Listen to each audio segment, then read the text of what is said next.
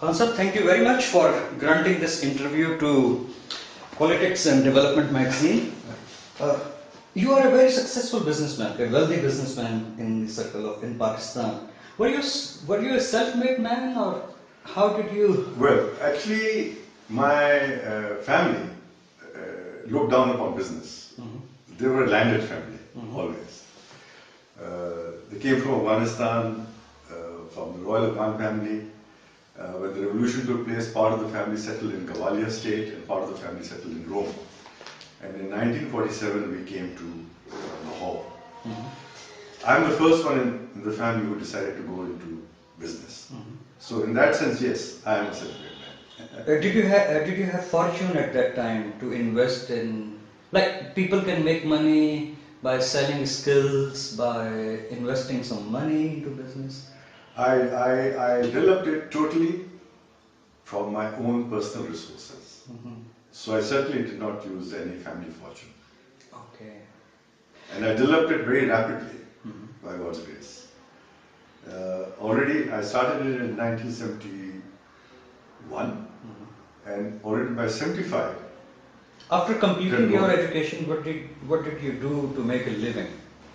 I finished from Oxford as a Rhodes Scholar in 1966. Then I stayed on at Oxford. Continued writing there.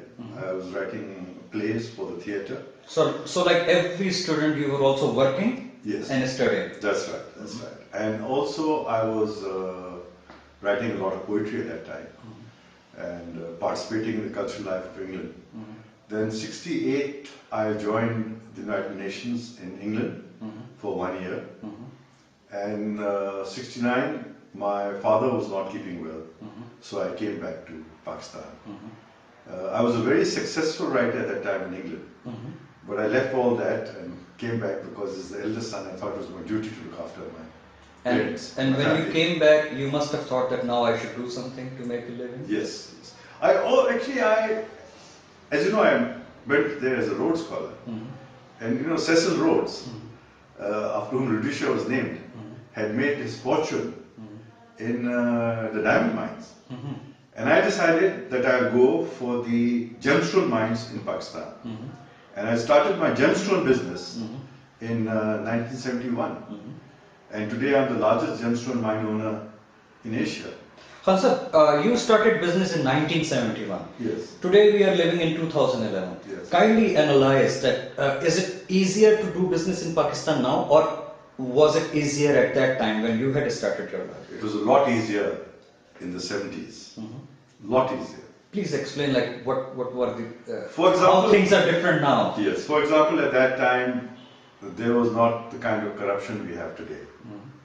That was the first thing. The bureaucrats were particularly at that time very helpful.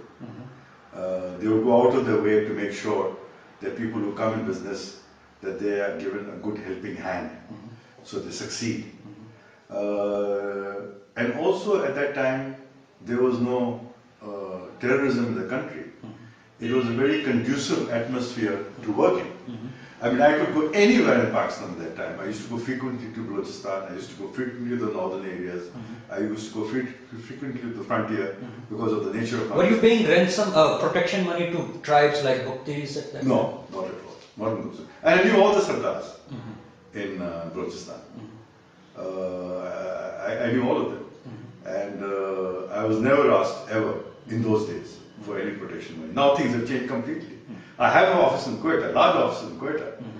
But when I go there, I have to make sure that I'm not kidnapped or I'm not killed. Hansab, what went wrong and where? I think what went wrong was that some of our politicians became greedy. And when they saw large-scale projects bought by a person who was working in Singapore,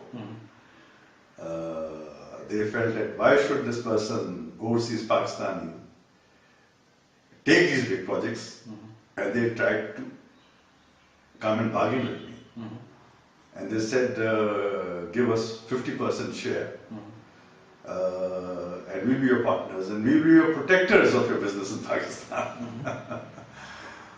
So I said that if you have got the desire to have 50% share in our business, then put down 50% equity. I don't give any shares in my company without a person coming in the clean way. I don't need protection. I'm a Pakistani. I'm not a Singaporean. But you were doing business in Singapore. In Singapore, yes. And who approached you? Who were those politicians? Well, I don't want to take their names, but this was right at the top. But then you came back to Pakistan. What motivated you? Those politicians or something else? The two things motivated me. One, that my mother was not keeping well, and I was very dear to her. And I felt that in her last years, I would like to spend my time, as much time as possible, with my mother in Pakistan. That was a very important reason. Second important reason was that by God's grace, I have two boys, and I felt that if I continued living in Singapore, they would lose the cultural values of Pakistan. Like we have this family values. We Pakistani families are very close-knit. And I felt that they would lose contacts with their cousins and relations in Pakistan. And I thought it was very important to bring them back so that they grow up as complete Pakistanis. I think you came here in 1989. I came here in 1989, but I shifted here in 1994. I used to come and go. So what really, like at that time, what projects did you introduce in Pakistan? One was deep sea fishing. We had 450 people working for us in Karachi. I was the pioneer of deep sea fishing in Pakistan. We were exporting our tuna to Japan, and it was a very good business. Then I introduced the largest construction project in the history of Pakistan at that time in a joint venture with a Canadian company called Pomalu. And it was such a large project, it was over a $10 billion project. It was such a large project that the Canadian High Commissioner at that time used to go personally with me to meetings at the ministry.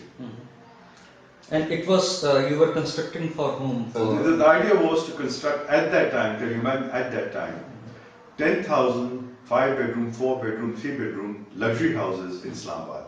We'd also reached an agreement with CDA for demonstration. Like Bahria Town was. Yes, that's did you have that kind of concept in your mind? That's right. That kind of concept at that time. And you had purchased land? We had agreed with CDA. We had reached an agreement with CDA at that time, and National Housing Authority. In those days, F11 was not what it is today. It was a very remote place. And they had agreed to give us 20 plots to set up a demonstration houses there. And if they found that this was successful, then we would be able to purchase the rest of the land from them. So what happened that it never took off? Well, everything was done. Everything was signed and sealed. And then, unfortunately, some politicians felt that they would like a share in the project. And when it was denied to them, you denied it. I denied it. Yes. I denied. They cancelled the project and took it over. Khan Sahib, you never believed in making compromises in business, because I have heard that business is done with compromises.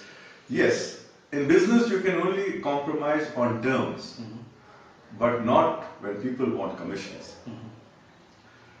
We are a country which has been bled to death by commissions. We are a country where trillions of dollars have been taken abroad since 1947 and are lying in accounts abroad, which money today, if brought back honestly, would change the course of Pakistan. I always believe that if I'm going to live in Pakistan, then I must keep a clean profile and not succumb to the idea of making money. But Khan Sahib, you went to litigation and you contested a case for years and years. What was that? Oh, that was, yes, of course. I contested my deep sea fishing case when it was cancelled, and then it was re-awarded to me by the Faki Mohseb at that time. Then I contested, of course, the case against automobiles Peugeot when they stole in connivance with some politicians cars from Pakistan in the Supreme Court of Pakistan. And fortunately, those matters have, to a great extent, been settled now. But Khan Sahib, after 20 It was years? 20 years of fighting. 20 years of fighting, you got the justice. To a certain extent. To a certain Not extent. complete justice. Because the money's worth 20 years ago and what it is now, the rupee has been devalued to such an extent. Yes, yes. Can you tell me that how much loss in terms of money have you suffered besides the mental anguish? And Okay, I would say that I have suffered well over, if you take the kind of money I brought to Pakistan, I think I have suffered a loss of at least, if you translate that in value of today, more than $20 million. $20 million. And you are still in Pakistan? I'm still in Pakistan. Why? Because this is my love. This is where I was taught everything in school, in college, where all of my friends are. This is my soil. This is where I belong. This is where I'll be buried. I was offered a British passport by James Callaghan, who was Home Secretary in England. And over a nice lunch with him and his wife Aubrey in their little flat in South Kensington, after dinner, he said that Irshad, you've been in England for 6 years. Have you got your British passport? I said, sir, I don't need a British passport. I have a Pakistani passport. He said, but you know, Irshad, you can have 2 passports as a common citizen. I said, no, sir, I prefer to have my 1 passport, the Pakistani green passport. And finally, his wife intervened and said, Jim, go and make some coffee. Leave him alone. He doesn't want your passport. But Khan Sahib, you were already a successful man, and now I see that everybody is yearning, longing for leaving this country, and people are employing illegal tactics also. But you were already a successful man. Why did you come back? I came back because I totally believe that when you have lived in the country to which you belong, finally you have to return to it. If you are in any foreign country, anywhere in the world, with the best amenities in the world, you will still remain there a second citizen. But you were respected so much. Your play, Yes. Rachel and Sapphire, was accepted by the Oxford Playhouse in 1965, the first one in the 18th history of Oxford. So you can't say that you were treated I like was greatly respected abroad, wherever I lived, as a matter of fact. and you were a successful writer. I was very successful there, by God's grace. But then the passion for this country, that is in my heart and soul, that brought me back. I believe in Pakistan. Do you have any regrets now? Never. Never. There were times, of course, of despondency. Naturally. When your projects are taken over, when you're fighting litigation and not getting results, you have areas of despondency. But my belief and love for my country has never changed.